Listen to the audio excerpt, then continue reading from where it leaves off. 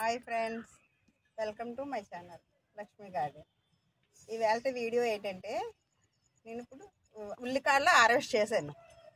దీనికి బూస్టింగ్ ఎలా ఇస్తాను అంటే, దీనికి వెంటనే మనం బలం ఇవ్వాలి.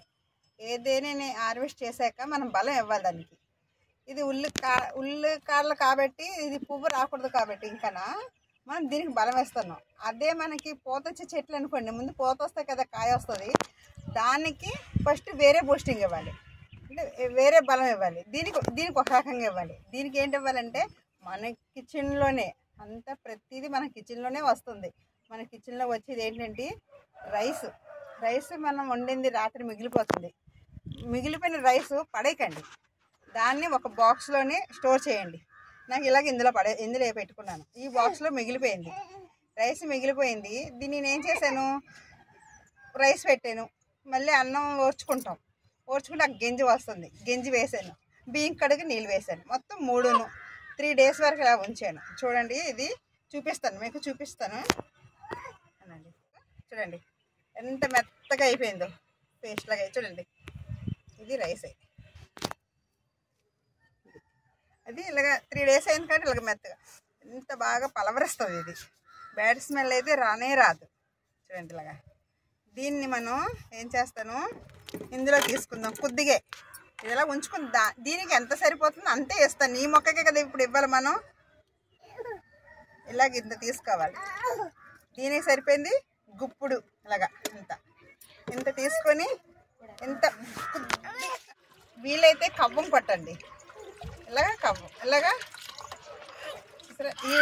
ఇది 2 లీటర్లు ఉంటుంది డబ్బా. దీనికి నేను 1 అంగుళం ఎత్తినే వాటర్ ఇచ్చాను. ఇది అంటే లిక్విడ్ బూస్టింగ్ ఇచ్చాను. ఇది ఈ రైస్ మిగిలిపోయిన నీళ్ళు, గంజి, రైస్ మొత్తం కలిపి ఇక్కడ వరకు ఉంది.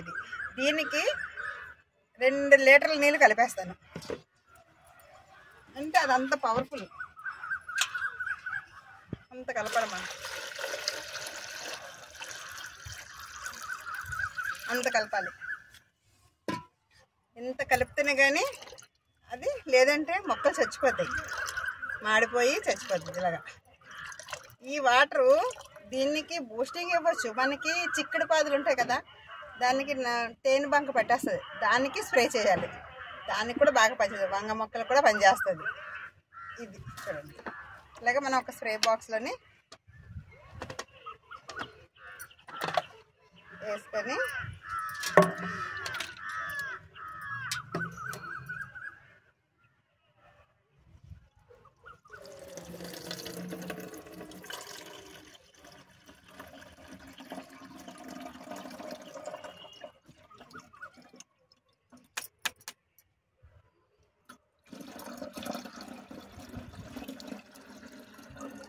ఇలా మనం వేసుకొని అంతే. ప్రతిదీ కూడా మనం ఎలాగ చేయాలి, టెన్షన్ అయిపోకూడదు. అరే మనకి క్రాప్ రావట్లేదు, టెన్షన్ అయిపోయి మనసుని ఇలా చేసుకొని అరే మన గార్డెన్ చేయలేమేమో అనుకోకండి.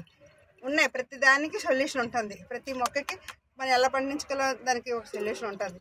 మనం చేసుకోవాలి అంతే.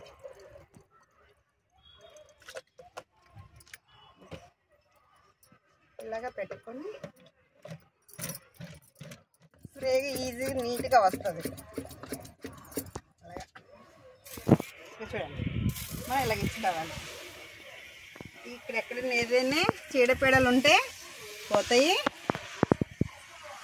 కిందని భూమి మీద కూడానండి చిన్న పురుగులు లాంటివి వస్తాయి కదా, అవన్నీ కూడా పోతాయి. ఇలాగా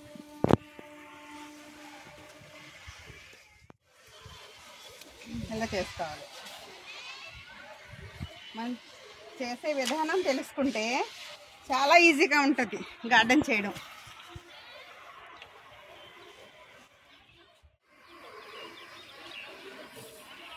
ఇలాగ పైన స్ప్రే చేస్తాం కదా, మొదల్లో వేసుకుందాం. ఇలాగ మొదల్లో వేసుకుంటే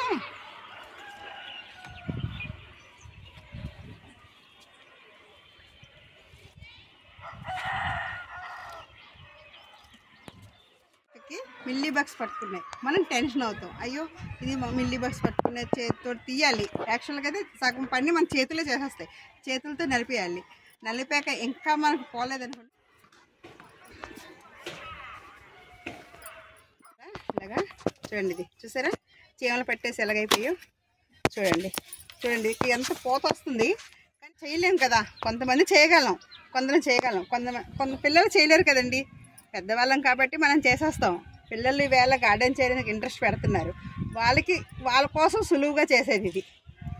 దీనికి నేను ఎలాగ స్ప్రే చేస్తే వాళ్ళకి ఈజీగా అయిపోతుంది. ఇలాగ పడుతుంది. దీనికి మనం బూస్ట్ని కలిపి ఇలాగ స్ప్రే బాటిల్ వేసి ఇలా స్ప్రే ఇచ్చుకోవాలి. ఇలా ఇచ్చుకుంటే ప్రతి ఆకు కింద చూసుకొని